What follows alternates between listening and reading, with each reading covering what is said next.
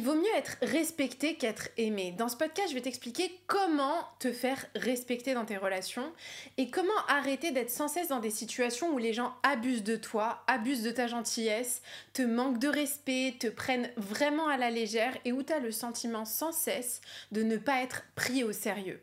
Parce que s'il y a bien une douleur, une blessure, une chose qu'en tant qu'être humain, on ne supporte pas de vivre, c'est de ne pas être pris au sérieux. C'est d'être vraiment traité comme de la poubelle. Et le problème, c'est que tant que tu ne comprends pas la nature humaine, tant que tu ne comprends pas la psychologie humaine et comment est-ce que les gens se comportent les uns avec les autres, tu continueras à te retrouver dans des situations où les gens te manquent de respect.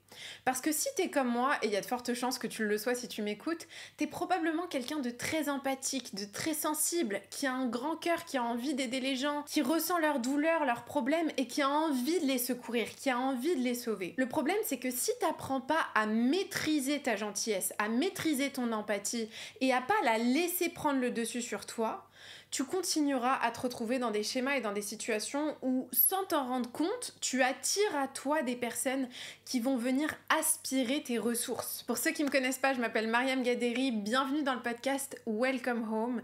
Et aujourd'hui, je voudrais vraiment te donner des clés, des secrets qu'il m'a fallu des années à comprendre pour que tu puisses enfin être pris au sérieux. La première clé, c'est de réaliser une bonne fois pour toutes que tout le monde n'est pas comme toi. Tout le monde n'a pas le même cœur que toi, n'a pas les mêmes intentions que toi et tout le monde n'est pas là pour te donner autant que toi t'as envie de donner. Il y a des personnes qui vont te rencontrer et qui vont être capables de déceler chez toi des failles, des insécurités, un besoin de plaire, un besoin de validation et qui vont jouer sur ces failles sans même que tu t'en rendes compte pour pouvoir obtenir ce qu'elles désirent et pour pouvoir avoir leurs besoins et leurs intérêts satisfaits. Pourquoi c'est important de réaliser que tout le monde n'est pas comme toi? Parce que tant que tu ne réalises pas que tout le monde n'a pas les mêmes intentions que toi, tu continueras à rester naïf. Et moi, ça a été mon cas pendant longtemps. J'étais tellement naïve, je comprenais pas que certaines personnes pouvaient te rencontrer, t'analyser, capter tes blessures, tes failles, tes traumas, tes insécurités et jouer sur ça. Faire en sorte de te renvoyer un miroir qui va venir combler des insécurités, qui va venir combler des peurs et qui va finalement te rendre dépendant de la personne, te rendre addict à la personne et qui va t'amener à rester dans des relations ultra malsaines pendant des années parfois, sans même que tu réalises que la personne en face de toi, elle est là pour prendre tes ressources. Donc ouvre tes yeux, sois attentif. Ne pars pas du principe que tout le monde est comme toi et réalise qu'il y a vraiment des gens qui t'analysent, qui te scannent, qui t'observent et qui voient exactement comment jouer sur tes failles et tes faiblesses. Ça peut paraître très machiavélique ce que je dis, mais c'est la réalité. Les amis, il faut se réveiller à un moment donné, la vie c'est pas les bisounours, on n'est pas tous remplis de bonnes intentions, tout le monde n'a pas un grand cœur, tout le monde n'est pas là pour te donner, pour t'aider, pour te soutenir. Il y a des gens qui sont là juste pour aspirer. Apprends à les reconnaître. Très souvent, ces personnes-là, tu vas te sentir drainé en leur présence et ton corps va t'envoyer des signaux d'agitation. Tu vas pas être hyper sereine. La deuxième clé, c'est quelque chose que je vous dis souvent, mais ça n'existe pas un humain trop gentil. Un humain qui s'adapte comme un caméléon à tout le monde autour de lui, qui veut absolument plaire à Pierre-Paul Jacques, qui s'adapte et qui prend la forme de la personne qui est devant lui, ce n'est pas un humain authentique. Ce n'est pas quelqu'un qui est réellement authentique et qui te montre réellement qui il est. Moi, aujourd'hui, j'ai 1000 fois plus de respect pour les personnes qui me montrent exactement ce qu'elles sont, même si j'aime pas forcément ce qu'elles sont, même si je suis pas forcément d'accord avec leurs opinions, que j'aime pas forcément leur caractère. Si quelqu'un a le courage de venir devant moi, de me dire, bah voilà, moi je suis comme ça, moi c'est exactement comme ça que je fonctionne, si quelqu'un a le courage de se montrer tel qu'il est, je vais 1000 fois plus le respecter que quelqu'un qui essaye de me montrer une bonne image, d'être politiquement correct, de rentrer dans des cases parce qu'il sait qu'il va être apprécié en rentrant dans ces cases. Il y a tellement de courage à venir devant les gens et à dire voilà mon opinion, voilà mes intérêts, voilà ce que je désire. Je suis pas là pour ça, je suis là pour ça et à être vraiment clair sur ce que tu recherches, qui tu es, comment tu fonctionnes, quel est ton caractère. Mais c'est tellement attirant un humain comme ça. Donc réalise qu'il n'y a absolument rien d'honorable à essayer de rentrer dans toutes les cases autour de toi. Moi, pendant des années, j'étais cette personne qui cherchait à tout prix à plaire à tout le monde. Je me rappelle que si j'avais une amie qui me disait « Ah bah moi j'aime ça, j'aime bien aller dans cet endroit, dans ce resto », et si j'aimais pas ce resto, bah je le disais pas. J'étais là « Ah ok, y a pas de souci, vas-y, on va dans ce resto, y a pas de problème ». Ou bien si j'étais avec un mec et qu'on sortait ensemble et que le mec il avait envie de regarder un film d'horreur, moi je déteste les films d'horreur, bah j'allais regarder le film d'horreur. Pourquoi ? Parce que j'avais tellement peur que les gens autour de moi s'en aillent, j'avais tellement peur que les gens autour de moi me quittent, m'abandonnent, me trahissent, que la seule chose que je trouvais à faire, c'était de m'adapter et de convenir à ce dont ils avaient besoin. Quitte à trahir mes propres besoins. Et je vais vous dire une chose très importante, les amis. Les gens ressentent quand tu trahis tes besoins. C'est un secret que la plupart des gens ne comprennent pas. Si tu penses qu'à chaque fois que tu dis oui à quelque chose alors qu'en réalité tu as envie de dire non, que les gens ne le ressentent pas, détrompe-toi, les gens le ressentent. Au fond, il y a quelque chose de très inconscient qui fait qu'on est capable de capter quand quelqu'un est dans son authenticité et quand quelqu'un est en train de se trahir. Quand quelqu'un essaye à tout prix de plaire à tout le monde, on le ressent. Il y a une fragilité qui se dégage de cette personne, il y a une sorte de vulnérabilité qui est très palpable. On sent que cette personne, elle est dans un état où elle n'est pas ancrée à 100% dans sa vérité. Et donc si tu lui dis bah viens on va dans ce resto et qu'elle a pas envie d'aller dans ce resto, elle va te dire bah vas-y on y va. Quoi que tu lui proposeras, elle dira oui parce qu'elle aura tellement peur de ne pas avoir accès à toi, de te perdre, que finalement elle se trahira en permanence. La troisième clé que je veux te donner et qui est capitale, c'est que les gens te scannent constamment. Si tu crois que les gens ne voient pas tes insécurités parce que tu n'en parles pas, détrompe-toi. Détrompe-toi, ouvre les yeux, réalise qu'en tant qu'être humain, on a tous un super pouvoir, on est capable de se scanner, on est capable de voir ce qui se passe à l'intérieur d'une personne sans même que cette personne nous le dise. Et bien sûr, il y a des gens qui ont développé cette capacité à un autre niveau et qui sont capables de te dire exactement ce qui se passe à l'intérieur de toi sans même que tu aies ouvert la bouche, et il y en a d'autres qui vont avoir besoin d'un peu plus d'interaction avec toi pour comprendre. Mais crois-moi, quand tu rencontres quelqu'un, tu scannes la personne, tu vois dans ses micro-expressions si elle est vraiment confiante, si elle se sent à l'aise dans son corps, si elle cherche ton approbation, si au contraire elle serait capable de s'affirmer, de te montrer ce dont elle a besoin, de t'exprimer et de verbaliser exactement ce qu'elle désire, ou bien si plutôt au contraire elle va beaucoup s'adapter à toi parce qu'elle cherche ton approbation. On est capable de le voir, et peu importe ce que les gens te diront, tu vas sans cesse capter cette énergie des gens. Je me rappelle d'une fois où je venais de rencontrer une femme, mon esthéticienne, il y a quelques temps, et cette femme, elle me dit « Tu sais, il y a une fragilité qui se dégage de toi.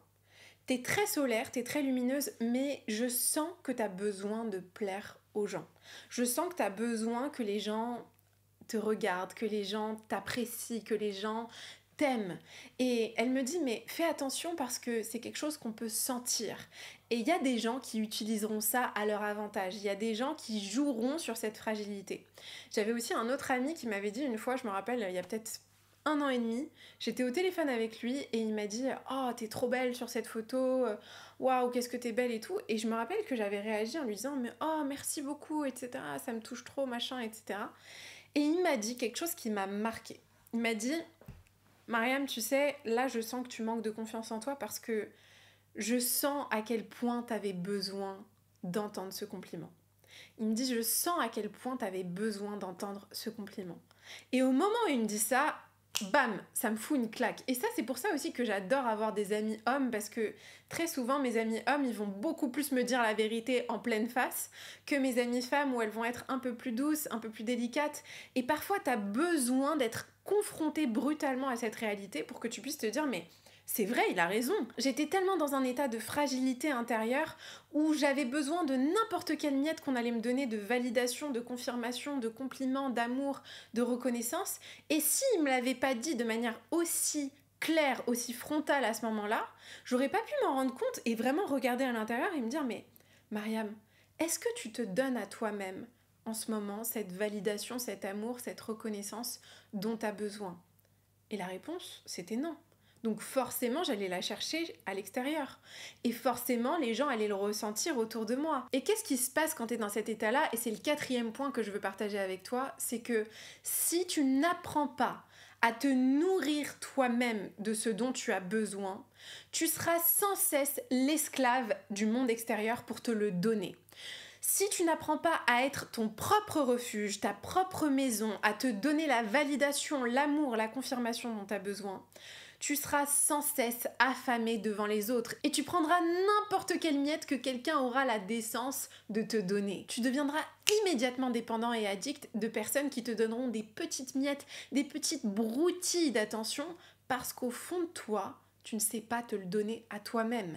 Et ces personnes-là, elles peuvent avoir de très mauvaises intentions. Et le problème, c'est que les personnes que tu vas attirer quand tu es dans cet état de carence émotionnelle à l'intérieur de toi, c'est pas des personnes qui sont là pour te nourrir, c'est des personnes qui sont là pour te prendre, pour aspirer ton énergie. Je me rappelle que quand j'ai rencontré mon ex il y a quelques années, j'étais dans cet état-là, j'étais dans un état de fragilité à l'intérieur de moi, j'avais juste besoin qu'on me rassure, j'avais besoin qu'on m'aime, j'avais besoin qu'on me donne de l'importance. Parce que je ne savais pas me donner cet amour à moi-même. Et quand je me suis retrouvée dans cette relation, ça a été hyper toxique. Cette personne-là, elle appuyait sans cesse sur mes blessures, sur mon besoin de validation. D'un coup, elle me mettait sur un piédestal. De l'autre, il me descendait comme pas possible. Il me faisait des petites remarques sur mon apparence physique parce qu'il savait que c'était une blessure pour moi. Il remettait en question mon intelligence, ma confiance en moi, mes choix, ma manière de cuisiner, ma manière de me tenir. Je me rappelle qu'il me faisait même des commentaires sur ma posture et sur la manière dont je m'asseyais. Il me faisait des commentaires sur ce que je mangeais. Il était hyper contrôlant sur tout ce que je faisais. Et à ce moment-là, j'aurais dû avoir une sonnette d'alarme. Mais parce que je ne savais pas m'estimer moi-même, forcément, je me retrouvais dans une situation où j'étais avec quelqu'un qui renforçait mon manque d'estime. Le 5e point que je veux te donner, qui est super important, c'est que si tu veux être pris au sérieux, il va falloir que tu te prennes au sérieux. Moi, pendant longtemps, je savais pas me prendre au sérieux. Et je parle pas de se prendre au sérieux dans une forme d'arrogance, d'être arrogant, d'être snob envers les gens, mais simplement de se donner de l'importance. Si tu n'apprends pas aux gens à te traiter correctement, ils vont pas savoir comment te traiter. Si tu ne montres pas aux gens que ton temps est précieux, ils ne vont pas respecter ton temps. Si tu ne montres pas aux gens que ta présence est importante, ils ne vont pas respecter ta présence. Moi, j'avais une cliente qui, à chaque fois, venait me voir en me répétant que sa fille lui manquait de respect. Elle me disait, mais Mariam, à chaque fois, elle manque de respect à mes affaires, elle ne respecte pas mon espace, mon temps, elle me prend vraiment pour de la poubelle. Et je lui disais, mais comment est-ce que tu interagis avec cette personne? Qu'est-ce que tu fais pour lui montrer que c'est pas ok pour toi, que c'est une limite pour toi, qu'elle te traite de cette manière? Et à chaque fois, elle me disait, mais je lui dis que c'est pas ok pour moi, je lui dis que j'ai pas envie qu'elle traite mes affaires comme ça, je lui dis que j'ai besoin qu'elle respecte mon espace et qu'elle rentre pas dans ma chambre sans toquer, je lui dis, et à chaque fois je lui disais, mais est-ce que tu crois vraiment que c'est une stratégie qui fonctionne? T'arrêtes pas de lui dire que tu n'es pas d'accord avec sa manière de te traiter, mais pour autant, elle recommence. Donc, est-ce que c'est une stratégie qui fonctionne? Est-ce que juste parler avec quelqu'un et lui dire « Je suis pas d'accord avec ce que t'as fait. Je suis pas d'accord avec le fait qu'à chaque fois, t'arrives une demi-heure en retard à nos rendez-vous.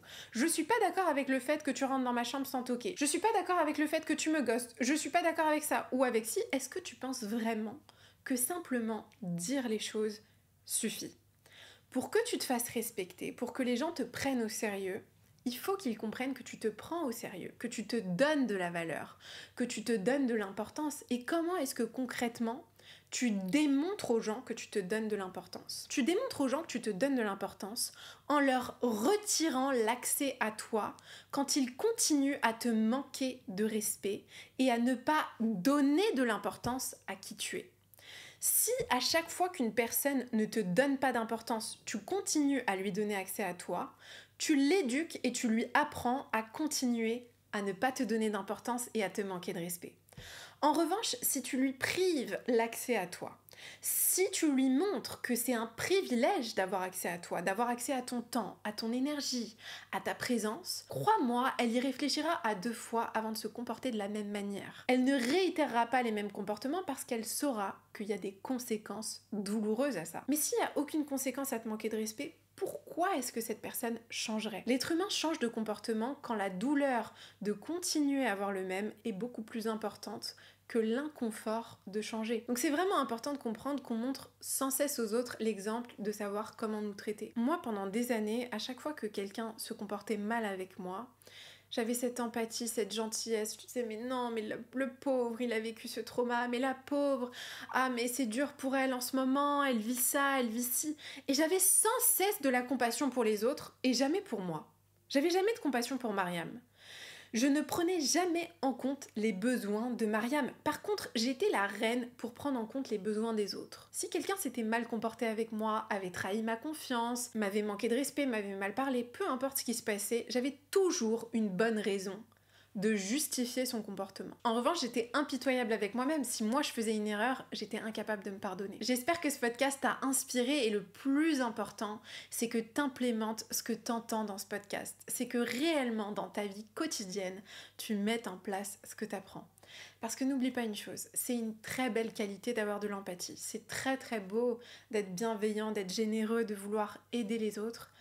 Mais il n'y a rien d'honorable à te sacrifier et à être utilisé au profit des autres parce que tu n'apprends pas à te donner à toi-même ce que tu recherches à l'extérieur. Comme d'habitude, si tu veux aller plus loin, je te mets le lien de ma newsletter juste en dessous et je t'envoie énormément d'amour.